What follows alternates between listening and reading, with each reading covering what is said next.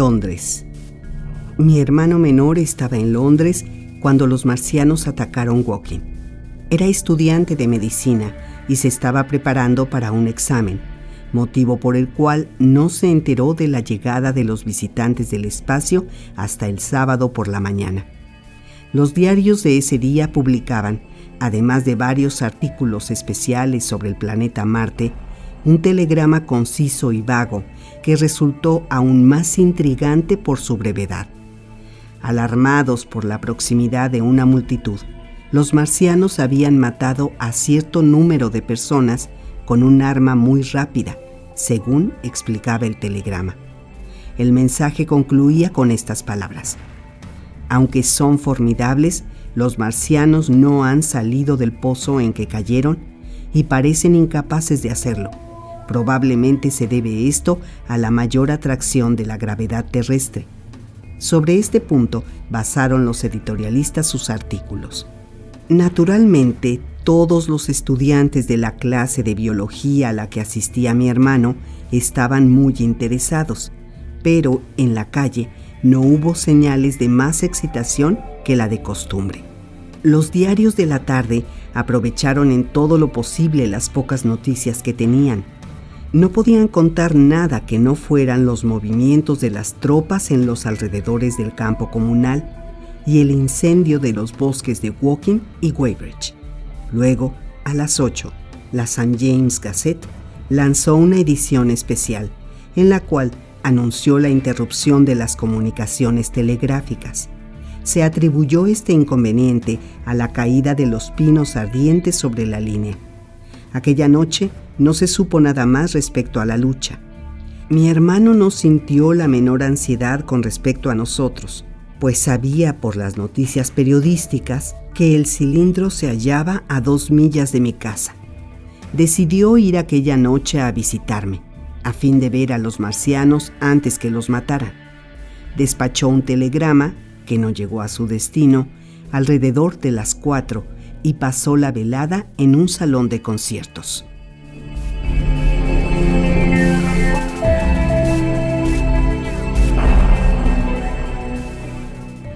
Aquel sábado por la noche también hubo una tormenta en Londres y mi hermano llegó a la estación de Waterloo en un coche de plaza.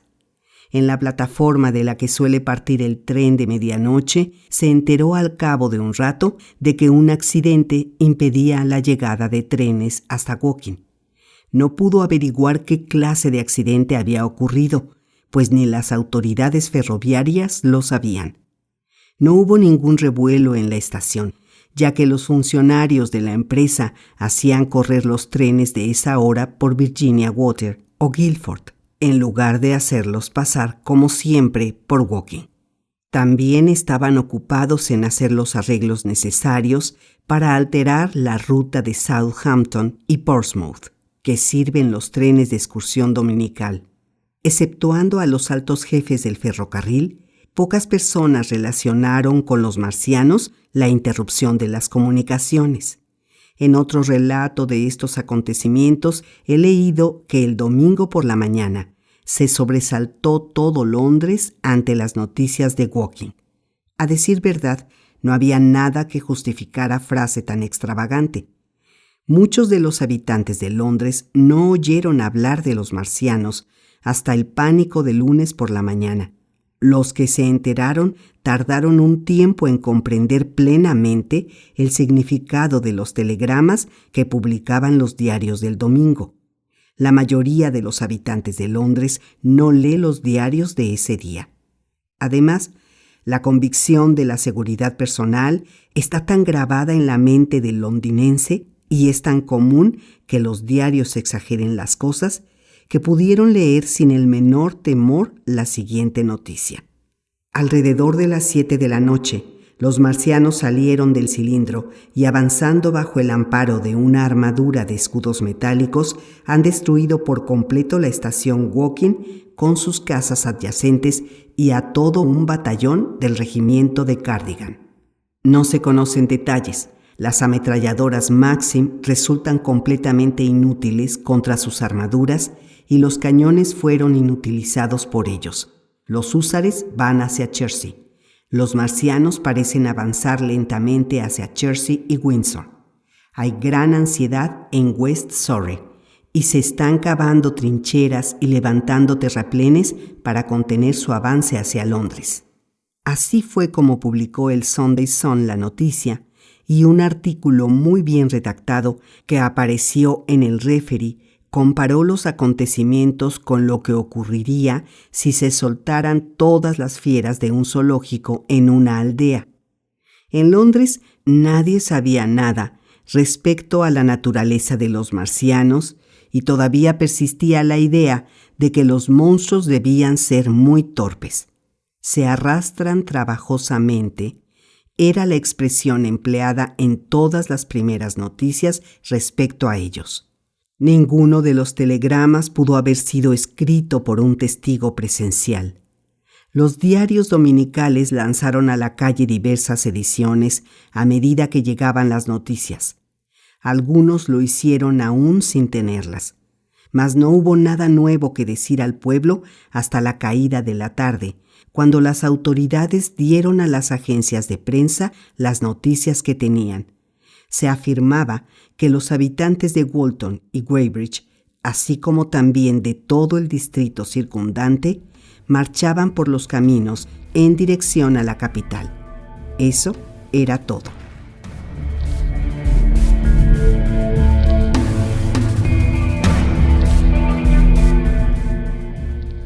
Por la mañana, mi hermano fue a la iglesia del hospital de huérfanos sin saber todavía lo que había pasado la noche anterior. En el templo oyó alusiones sobre la invasión y el cura dijo una misa por la paz. Al salir, compró el Referee. Se alarmó al leer las noticias y de nuevo fue a la estación de Waterloo para ver si se habían restablecido las comunicaciones. La gente que andaba por la calle no parecía afectada por las extrañas novedades que proclamaban los vendedores de diarios. Se interesaban, sí, y si se sentían alarmados, era solo por los residentes de las poblaciones que se mencionaban. En la estación, se enteró por primera vez de que estaban interrumpidas las líneas de Windsor y Chertsey. Los empleados le dijeron que se habían recibido varios telegramas extraños desde las estaciones de Byfleet y Chertsey, pero que ya no llegaba ninguna noticia más. Mi hermano no pudo obtener informes precisos al respecto. Todo lo que le dijeron fue que se estaba librando una batalla en los alrededores de Weybridge. El servicio de trenes estaba muy desorganizado. En la estación había muchas personas que esperaban amigos procedentes del sudoeste. No eran pocos los que protestaban contra la falta de seriedad de la empresa. Llegaron 2 trenes procedentes de Richmond, Putney y Kingston, con la gente que había ido a pasar el día a orillas del río. Los viajeros encontraron cerrados los muelles y se volvieron. Uno de ellos dio a mi hermano noticias muy extrañas. Hay muchísima gente que llega a Kingston en carros y coches cargados de todos sus efectos personales, le dijo. Vienen de Molesey, Weybridge y Walton, y dicen que en Chertsey se han oído muchos cañones y que los soldados de caballería les han dicho que se vayan enseguida porque llegan los marcianos. Nosotros oímos cañonazos en la estación de Hampton Court, pero creíamos que eran truenos. ¿Qué diablos significa todo esto? Los marcianos no pueden salir de su pozo, ¿verdad? Mi hermano no pudo decirle nada. Después descubrió que la alarma había cundido a los clientes de los trenes subterráneos y que los excursionistas de los domingos comenzaban a volver de todas las estaciones del sudoeste a hora demasiado temprana, pero nadie sabía nada concreto. Todos los que llegaban a las estaciones parecían estar de mal humor. Alrededor de las 5 se produjo gran revuelo en la estación al habilitarse la línea entre las estaciones sudeste y sudoeste para permitir el paso de grandes cañones y gran número de soldados. Estas eran las armas que llevaron a Woolwich y Chatham para proteger a Kingston. Los curiosos hicieron comentarios festivos que fueron contestados de igual guisa por los reclutas. ¿Los comerán? Somos los domadores de fieras, y otras frases por el estilo. Poco después llegó un pelotón de policías que hizo retirar a la gente de los andenes. Mi hermano salió entonces a la calle. Las campanas de las iglesias llamaban para el servicio vespertino y un grupo de jóvenes del Ejército de Salvación llegó cantando por el camino de Waterloo. Sobre el puente había cierto número de holgazanes que observaban una escoria rara de color castaño que llegaba por el río. Se ponía el sol y contra un cielo espléndido se recortaban las siluetas de la torre del reloj y de la casa del Parlamento. Alguien comentó algo acerca de un cuerpo que flotaba en el agua. Uno de los mirones, que afirmaba ser reservista, dijo a mi hermano que había visto hacia el oeste los destellos de un heliógrafo. En la calle de Wellington, mi hermano se encontró con 2 individuos mal entrazados que salían de la calle Fleet con diarios recién impresos y llevaban grandes cartelones. ¡Horrible catástrofe!, gritaban ambos mientras corrían por Wellington. Una batalla en Weybridge. Descripción completa. Se rechaza a los marcianos. Londres en peligro. Tuvo que pagar 3 peniques por un ejemplar de ese diario. Solo entonces comprendió, en parte, la amenaza que representaban los monstruos. Supo que no eran un simple puñado de criaturas pequeñas y torpes, sino que poseían mentes inteligentes que gobernaban enormes cuerpos mecánicos y que podían trasladarse con rapidez y atacar con tal efectividad que aún los cañones más poderosos no eran capaces de detenerlos. Se les describía como gigantescas máquinas similares a arañas de casi 30 metros de altura, capaces de desarrollar la velocidad de un tren expreso y dueñas de un arma que despedía un rayo de calor potentísimo. Se habían instalado baterías en la región de los alrededores de Horsell y especialmente en los distritos de Woking y Londres. 5 de las máquinas fueron avistadas cuando avanzaban hacia el Támesis y una de ellas, por gran casualidad, fue destruida. En los otros casos, erraron las balas y las baterías fueron aniquiladas de inmediato por el rayo calórico. Se mencionaban grandes bajas de los soldados, pero el tono general del despacho era optimista. Los marcianos habían sido rechazados, por tanto, no eran invulnerables. Se retiraron de nuevo a su triángulo de cilindros en el círculo que rodeaba a Woking. Los soldados del grupo de señales avanzaban hacia ellos desde todas direcciones. Desde Windsor, Portsmouth, Aldershot y Woolwich llegaban cañones de largo alcance y del norte se esperaba uno de 95 toneladas. Un total de 116 estaban ya en posición, casi todos protegiendo la capital. Era la primera vez que se efectuaba una concentración tan rápida e importante de material de guerra. Se esperaba que cualquier otro cilindro que cayera fuese destruido de inmediato por explosivos de alta potencia, los cuales se estaban ya fabricando y distribuyendo. Sin duda alguna, continuaba el despacho, la situación era grave, pero se recomendaba al público que no se dejara dominar por el pánico. Se admitía que los marcianos eran criaturas extrañas y extremadamente peligrosas, mas no podía haber más que 20 de ellos contra nuestros millones. A juzgar por el tamaño de los cilindros, las autoridades suponían que no había más de 5 tripulantes en cada uno de ellos, o sea, un total de 15.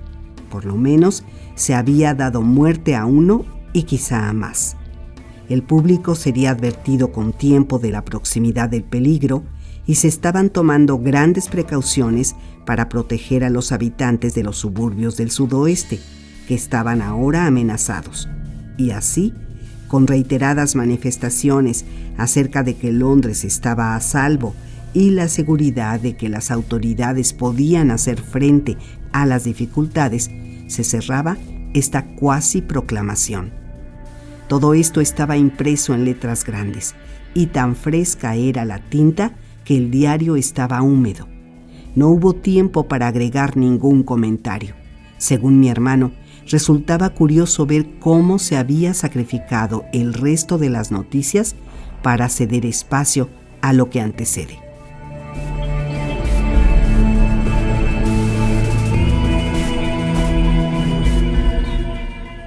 Por toda la calle Wellington se veía a la gente que compraba los diarios para leerlos, y de pronto se oyeron en el Strand las voces de los otros vendedores que seguían a los primeros. La gente descendía de los vehículos colectivos para comprar ejemplares. No hay duda que, fuera cual fuese su apatía primera, la gente se sintió muy excitada ante estas novedades. El dueño de una casa de mapas de Strand quitó los postigos a su escaparate y se puso a exhibir en él varios mapas de Surrey. Mientras marchaba por el Strand en dirección a Trafalgar Square, con el diario bajo el brazo, mi hermano vio a varios de los fugitivos que llegaban a West Surrey. Había un hombre que guiaba un carro como el de los verduleros. En el vehículo viajaban su esposa y sus 2 hijos junto con algunos muebles. Llegó desde el puente de Westminster y tras él se vio un carretón de cargar heno con 5 o 6 personas de aspecto muy respetable que llevaban consigo numerosas cajas y paquetes.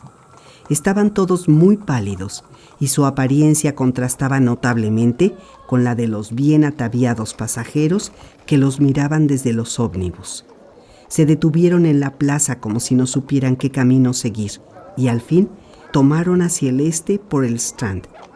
Poco más atrás llegó un hombre con ropas de trabajo que montaba una de las bicicletas antiguas con una rueda más pequeña que la otra.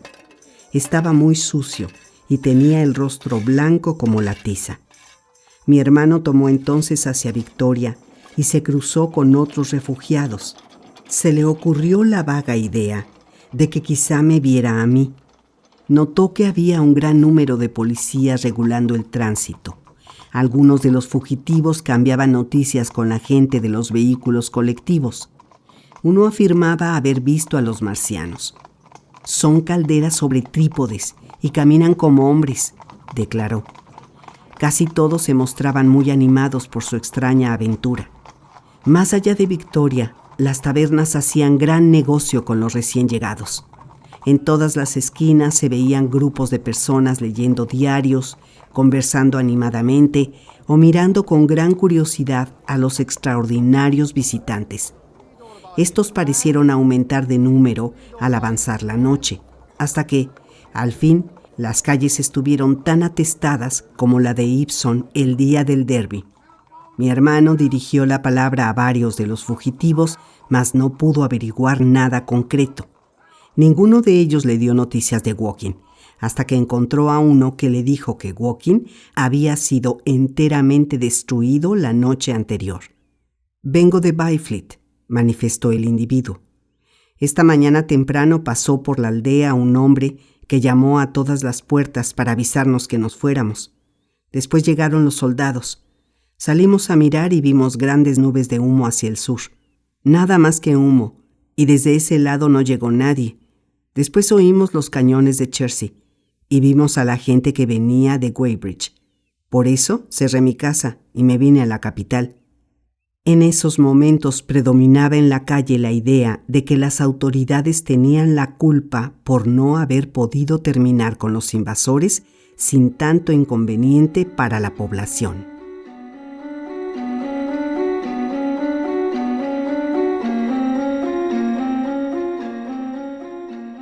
Alrededor de las 8, en todo el sur de Londres, se oyeron claramente numerosos cañonazos. Mi hermano no pudo oírlos a causa del ruido del tránsito en las calles principales, pero al tomar por las callejas menos concurridas para ir hacia el río, le fue posible captar con toda claridad los estampidos.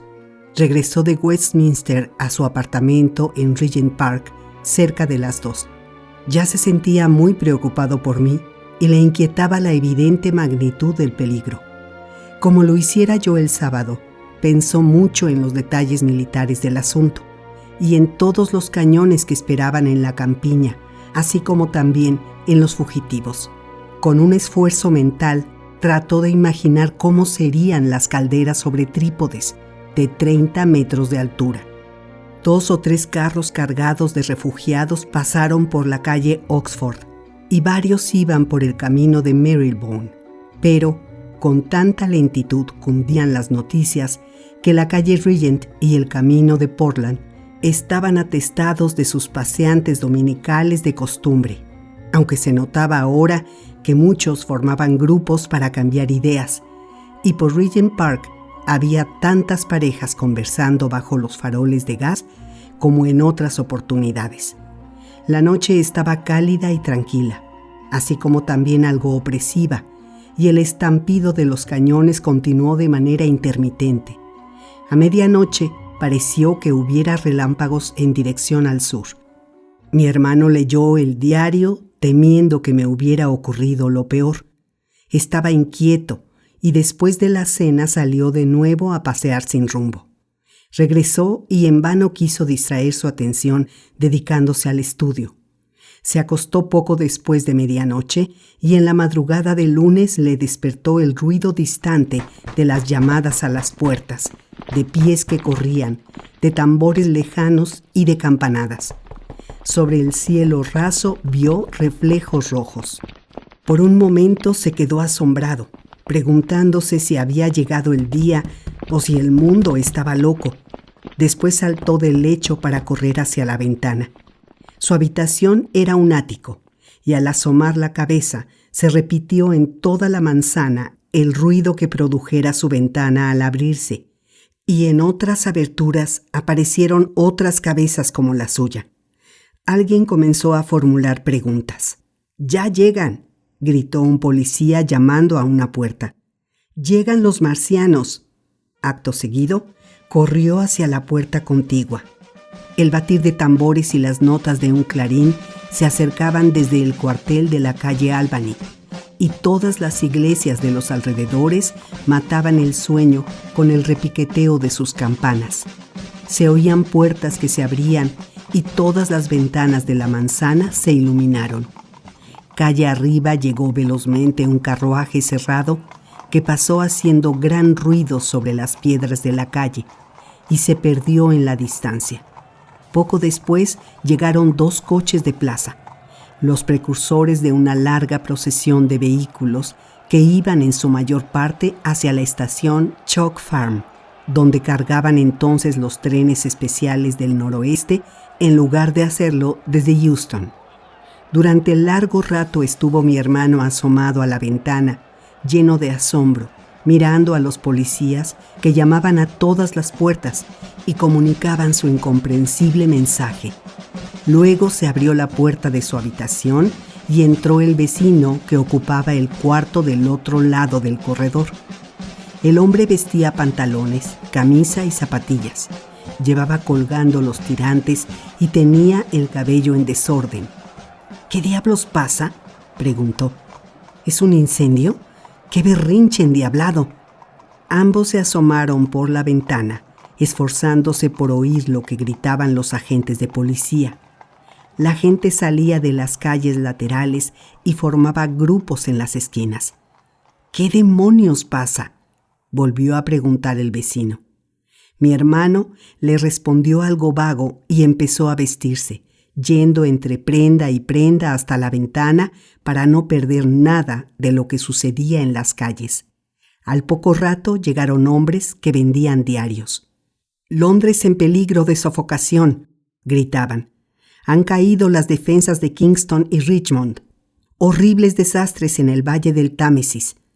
Y todo a su alrededor, en los cuartos de abajo, en las casas de ambos lados y en la acera opuesta y detrás, en Park Terrace y en un centenar de otras calles de aquella parte de Marylebone y del distrito de Westbourne Park y St. Paneras, hacia el oeste y noroeste, en Kilburn, en St. John's Wood, en Hampstead, hacia el este, en Shoreditch, Highbury, Haggerstone y Hoxton, y en suma, en toda la vasta ciudad de Londres, desde Ealing hasta East Ham, la gente se restregaba los ojos y abría las ventanas para mirar hacia afuera y formular preguntas, y se vestía apresuradamente cuando los primeros soplos de la tormenta del temor empezaban a recorrer las calles. Aquello fue el alba del gran pánico. Londres, que el domingo por la noche se había acostado estúpido e inerte, despertó en la madrugada del lunes para hacerse cargo de la inminencia del peligro. Como desde su ventana no podía enterarse de lo que pasaba, mi hermano bajó a la calle en el momento en que el cielo se teñía de rosa con la llegada del alba. La gente que huía a pie y en toda clase de vehículos se tornaba cada vez más numerosa. «¡Humo negro!», gritaban unos y otros. Fue inevitable que cundiera el terror y se contagiaran todos de la misma enfermedad. Mientras mi hermano vacilaba sobre el escalón de la puerta, vio que se acercaba otro vendedor de diarios y adquirió uno. El hombre corría con todos los demás y al mismo tiempo iba vendiendo sus diarios a un chelín el ejemplar. Grotesca combinación de pánico y ansia lucrativa. Y en ese diario leyó mi hermano el catastrófico despacho del comandante en jefe. Los marcianos están descargando enormes nubes de vapor negro y ponzoñoso por medio de cohetes. Han destrozado nuestras baterías, destruido Richmond, Kingston y Wimbledon, y avanzan lentamente hacia Londres, arrasando todo lo que haya a su paso. Es imposible detenerlos. La única manera de salvarse del humo negro es la fuga inmediata. Eso era todo, pero bastaba. Toda la población de la gran ciudad, de 6 millones de habitantes, se ponía en movimiento y echaba a correr. No tardaría mucho en huir en masa hacia el norte. «¡Humo negro!», gritaban las voces. «¡Fuego!». Las campanas de las iglesias doblaban sin cesar. Un carro guiado con poca habilidad se volcó en medio de los gritos de sus ocupantes y fue a dar contra una fuente.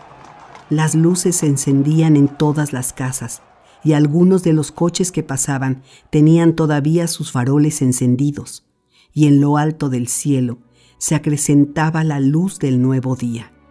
Mi hermano oyó que corrían todos en las habitaciones y subían y bajaban las escaleras. La casera llegó a la puerta envuelta en un salto de cama y seguida por su esposo. Cuando se dio cuenta de todas estas cosas, volvió apresuradamente a su cuarto. Puso en sus bolsillos las 10 libras que constituían todo su capital y volvió a salir a la calle.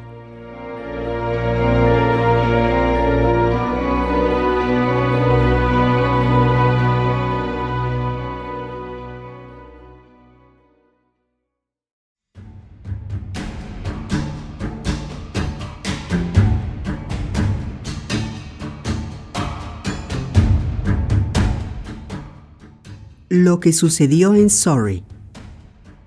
Los marcianos habían renovado su ofensiva cuando el cura y yo nos hallábamos hablando cerca de Halliford, y mientras mi hermano observaba a los grupos de fugitivos que llegaban por el puente de Westminster. Según puede conjeturarse por los relatos diversos que se hicieron de las actividades, la mayoría de ellos estuvieron haciendo sus preparativos en el pozo de Horsell hasta las 9 de aquella noche, apresurando un trabajo que provocó grandes cantidades de humo verde. 3 de ellos salieron alrededor de las 8 y avanzando lenta y cautelosamente pasaron por Byfleet y Pirford en dirección a Ripley y Weybridge, llegando así a la vista de las baterías, que esperaban el momento de entrar en acción. Estos marcianos no avanzaron unidos, sino a una distancia de 1,5 millas uno de otro, y se comunicaron por medio de aullidos como el ulular de una sirena. Fueron estos aullidos y los cañones procedentes de St. George Hill los que oímos nosotros en Upper Halliford.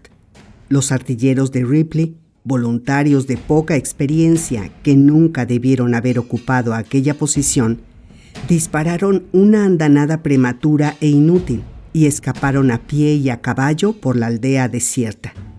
El marciano al que atacaron marchó tranquilamente hasta sus cañones sin usar siquiera su rayo calórico. Avanzó por entre las piezas de artillería y cayó inesperadamente sobre los cañones de Pencil Park, los cuales destruyó por completo. Pero los soldados de St. George Hill estaban mejor dirigidos o eran más valientes. Ocultos en un bosquecillo como estaban, parecen haber tomado por sorpresa al marciano que se hallaba más próximo a ellos. Apuntaron sus armas tan deliberadamente como si hicieran prácticas de tiro e hicieron fuego desde una distancia de 1000 metros. Las granadas estallaron todas alrededor del monstruo y le vieron avanzar unos pasos más, tambalearse y caer. Todos gritaron jubilosos e inmediatamente volvieron a cargar los cañones. El marciano derribado lanzó un prolongado grito ululante y de inmediato le respondió uno de sus compañeros apareciendo por entre los árboles del sur. Una de las granadas había destruido una pata del trípode que sostenía al marciano caído.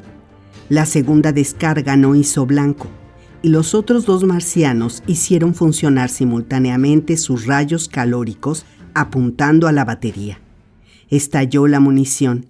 Se incendiaron los pinos de los alrededores y solo escaparon 1 o 2 de los artilleros, que ya corrían sobre la cima de la colina. Después de esto, parece que los 3 gigantes sostuvieron una conferencia y se detuvieron, y los exploradores que los observaban afirman que permanecieron allí parados durante la siguiente media hora. El marciano que fuera derribado salió muy despacio de su capuchón y se puso a reparar el daño sufrido por uno de los soportes de su máquina. Alrededor de las 9 ya había terminado y se volvió a ver su capuchón por encima de los árboles. Eran las 9:00 cuando llegaron hasta los 3 centinelas otros 4 marcianos, que llevaban gruesos tubos negros. Uno de estos tubos fue entregado a cada cual de los 3 y los 7 distribuyeron entonces a igual distancia entre sí, formando una línea curva entre St. George Hill, Weybridge y la aldea St. al sudoeste de Ripley. Tan pronto comenzaron a moverse, volaron de las colinas una decena de cohetes que advirtieron del peligro a las baterías de Ditton y Esher. Al mismo tiempo, 4 de los gigantes, similarmente armados con tubos, cruzaron el río y a 2 de ellos vimos el cura y yo cuando avanzábamos trabajosamente por el camino que se extiende al norte de Halliford. Nos pareció que se morían sobre una nube, pues una neblina blanca cubría los campos y se elevaba hasta una tercera parte de su altura. Al ver el espectáculo, el cura lanzó un grito ahogado y echó a correr. Pero yo sabía que era inútil escapar de esa manera y me volví hacia un costado para internarme por entre los matorrales y bajar a la ancha zanja que bordea el camino. Él volvió la cabeza, vio lo que hacía yo y fue a unirse conmigo. Los 2 marcianos se detuvieron, el más próximo mirando hacia Sunbury y el otro en dirección a Staines, a bastante distancia. Habían cesado sus aullidos y ocuparon sus posiciones en la extensa línea curva en el silencio más absoluto. Esta línea era una especie de media luna de 12 millas de largo. Jamás se ha iniciado una batalla con tanto silencio. Para nosotros y para algún observador situado en Ripley, el efecto hubiera sido el mismo. Los marcianos parecían estar en plena posesión de todo lo que cubría la noche, iluminada solo por la luna, las estrellas y los últimos resplandores ya débiles del día fenecido. Pero enfrentando a esa media luna desde todas partes, en Staines, Haslow, Ditton, Esher, Oakham, detrás de las colinas y bosques del sur del río, y al otro lado de las campiñas del norte se hallaban los cañones. Estallaron los cohetes de señales y llovieron sus chispas fugazmente en lo alto del cielo, y los que servían a los cañones se dispusieron a la lucha. Los marcianos no tenían más que avanzar hacia la línea de fuego, e inmediatamente estallaría la batalla. Sin duda alguna, La idea que predominaba en la mente de todos, tal como ocurría conmigo, era la referente al enigma de lo que los marcianos pensaban de nosotros. ¿Se darían cuenta de que estábamos organizados, teníamos disciplina y trabajábamos en conjunto? ¿O interpretaban nuestros cohetes, el estallido de nuestras granadas y nuestra constante vigilancia de su campamento, como interpretaríamos nosotros la furiosa unanimidad de ataques en un enjambre de abejas cuya colmena hubiéramos destruido? ¿Soñaban que podrían exterminarnos? Un centenar de preguntas similares se presentaban en mi mente mientras vigilaba al centinela. Además, tenía yo presente las fuerzas ocultas que se hallaban en dirección a Londres. ¿Habrían preparado trampas? ¿Estaban listas las fábricas de Hounslow? ¿Tendrían los londinenses el coraje de defender su ciudad hasta el fin? Luego, al cabo de una espera que nos resultó interminable, oímos el estampido distante de un cañonazo. Siguió otro y luego otro más cercano.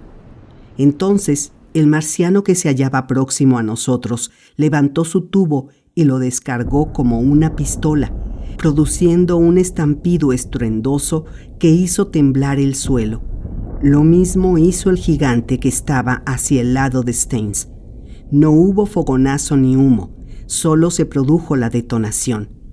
Me llamaron tanto la atención esas armas y las detonaciones continuadas que olvidé el riesgo y trepé hasta el matorral para mirar hacia Sunbury. Cuando hice esto, oí otra detonación y un proyectil de buen tamaño pasó por el aire en dirección a Hounslow.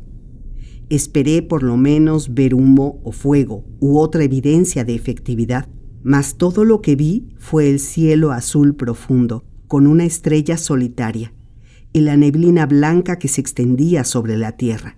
Y no hubo otro golpe, ni una explosión que hiciera eco a la primera. Volvió a reinar el silencio.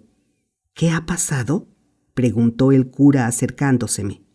Solo el cielo lo sabe, repuse. Pasó un murciélago que se perdió en la distancia. Comenzó luego un distante tumulto de gritos que cesó de pronto. Miré de nuevo al marciano y vi que iba ahora hacia el este con paso rápido y bamboleante. A cada momento esperaba yo que disparara contra él alguna de las baterías ocultas, pero el silencio de la noche no fue interrumpido por nada. La figura del marciano fue tornándose más pequeña a medida que se alejaba y al fin se lo tragaron la neblina y las sombras de la noche. Siguiendo un mismo impulso, ambos trepamos más arriba. En dirección a Sunbury se veía algo oscuro, como si hubiera crecido súbitamente por allí una colina cónica que nos impidiera ver más allá. Y luego, algo más lejos, por el lado de Walton, vimos otro bulto similar. Esas formas elevadas se fueron tornando más bajas y anchas mientras las mirábamos. Impulsado por una idea súbita, miré hacia el norte y percibí por allí la tercera de aquellas lomas negras. Reinaba un silencio de muerte. Hacia el sudeste oímos entonces a los marcianos que aullaban para comunicarse unos con otros, y luego volvió a temblar el aire con el distante detonar de sus armas, pero la artillería terrestre no respondió al ataque. En ese momento no comprendimos de qué se trataba, pero después me enteraría yo del significado de aquellas lomas que formaran sobre la tierra. Cada uno de los marcianos que integraban la línea de avanzada que he descrito había descargado por medio del tubo un enorme recipiente sobre las colinas, arboladas, grupos de casas u otro refugio posible para los cañones. Algunos dispararon solo uno de los recipientes, otros dos, como el que viéramos nosotros. Se dice que el de Ripley descargó no menos de 5. Los recipientes se rompían al dar en tierra, no estallaban. Al instante dejaban en libertad un enorme volumen de un vapor pesado que se levantaba en una especie de nube, una loma gaseosa que se hundía y se extendía lentamente sobre la región circundante, y el contacto de aquel vapor significaba la muerte para todo ser que respira. Este vapor era pesado, mucho más que el humo más denso, de modo que después de haberse elevado al romperse el recipiente, volvía a hundirse por el aire y corría sobre el suelo, más bien como un líquido, abandonando las colinas y extendiéndose por los valles, zanjas y corrientes de agua, tal como lo hace el gas de ácido carbónico que emerge de las fisuras volcánicas. Y al entrar en contacto con el agua, se operaba una transformación química, y la superficie del líquido quedaba cubierta instantáneamente por una escoria que se hundía con lentitud para dejar sitio al resto de la sustancia. Esta escoria era insoluble, y resultaba extraño que, a pesar del efecto mortal del gas, se pudiera beber el agua así contaminada sin sufrir daño alguno. El vapor no se disipaba como lo hace el verdadero gas. Quedaba unido en montones, corriendo lentamente por la tierra y cediendo poco a poco al empuje del viento para hundirse al fin en la tierra en forma de polvo. Con excepción de que un elemento desconocido da un grupo de 4 líneas en el azul del espectro, nada sabemos sobre la naturaleza de esta sustancia.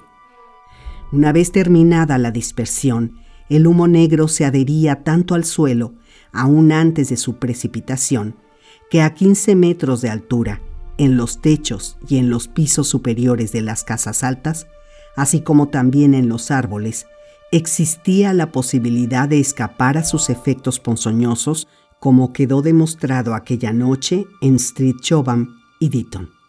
El hombre que se salvó en el primero de estos lugares hace un relato notable de lo extraño de aquella corriente negra y de cómo la vio desde el campamento de la iglesia, así como también del aspecto que tenían las casas de la aldea al elevarse como fantasmas sobre ese mar de tinta. Durante 1 día y medio permaneció allí, fatigado, medio muerto de hambre y quemado por el sol, viendo el cielo azul en lo alto y abajo la tierra como una extensión de terciopelo negro de la que sobresalían tejados rojos, las copas de los árboles y más tarde setos velados, portones y paredes.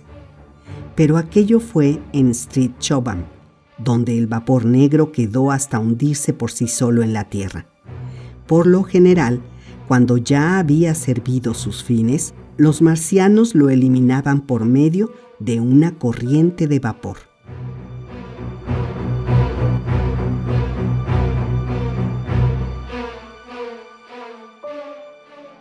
Esto hicieron con las lomas de vapor próximas a nosotros, mientras los observábamos desde la ventana de una casa abandonada en Upper Halliford, donde nos habíamos refugiado.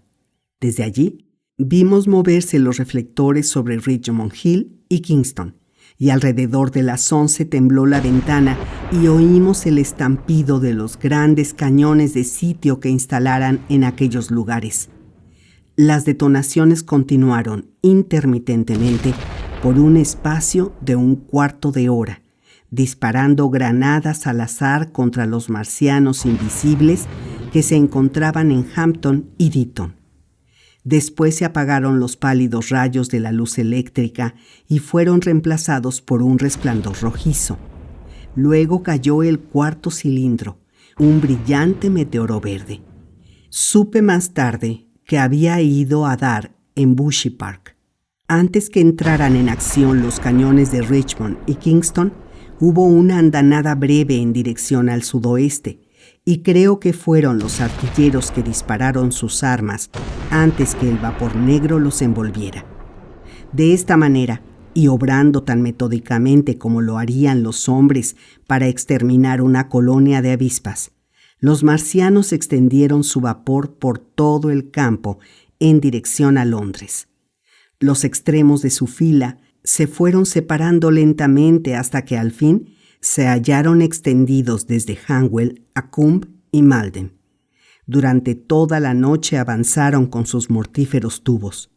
Después que fue derribado el marciano en St. George Hill, ni una sola vez dieron a la artillería la oportunidad de hacer otro blanco. Donde hubiera la posibilidad de que se encontrase un arma oculta, descargaban otro recipiente de vapor negro, y donde los cañones estaban a la vista, empleaban el rayo calórico. Alrededor de medianoche, los árboles que ardían en las laderas de Richmond Park y el resplandor de Kingston Hill proyectaban su luz sobre una capa de humo negro que cubría todo el valle del Támesis y se extendía hasta donde alcanzaba la vista. Por este mar de tinta avanzaban dos gigantes que lanzaban hacia todos lados sus chorros de vapor para limpiar el terreno.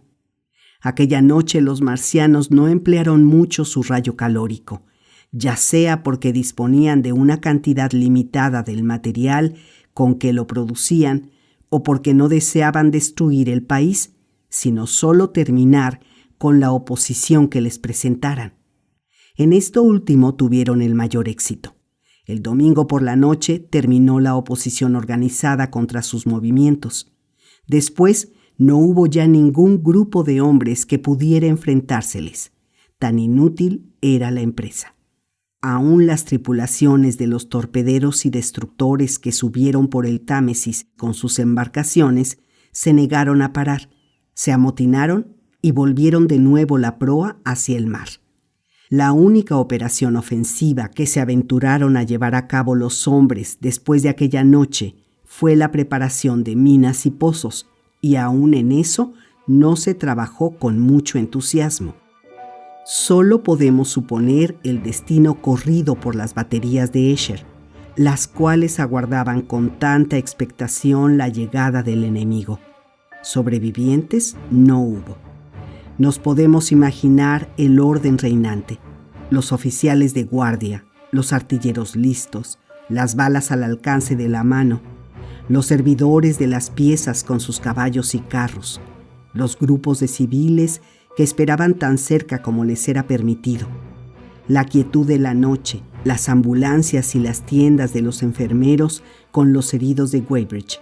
Luego, el estampido apagado de los disparos que efectuaron los marcianos, el proyectil que volaba sobre árboles y casas para romperse en los campos cercanos.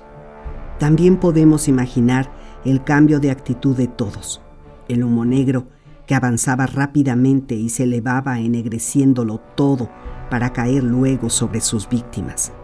Los hombres y caballos, velados por el gas, corriendo desesperados para ir a caer al fin. Los cañones abandonados, los soldados debatiéndose en el suelo y la expansión rápida del cono de humo opaco. Y luego, la noche y la muerte. Nada más que una masa silenciosa de vapor que oculta a sus muertos. Antes del amanecer, el vapor negro corría por las calles de Richmond y el ya casi desintegrado organismo del gobierno hacía un último esfuerzo, a fin de preparar a la población de Londres para la huida.